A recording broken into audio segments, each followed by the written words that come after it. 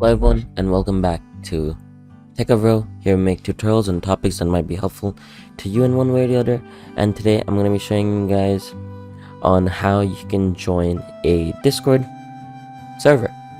So first and foremost, over here, as you can see, this is a Discord link. This is a Discord server invite link, and this is how it's going to pop up on your Discord.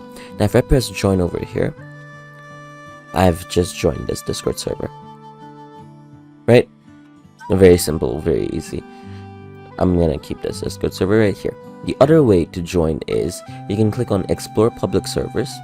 From here you can search for any type of server you want. As you see, I will search for packing, and then from here you can choose whichever you want. So for example, if I go to games and I want to search for I don't know, like GTA 5. As you can see, Dragon Drift, a lot of GTA 5 roleplay servers just came up. This is the other way of joining. All you want to do is click on these servers and it's going to give you this trial to see what's up. Then you just want to click on this one to join. If you don't want to join, just go back and it's going to go away.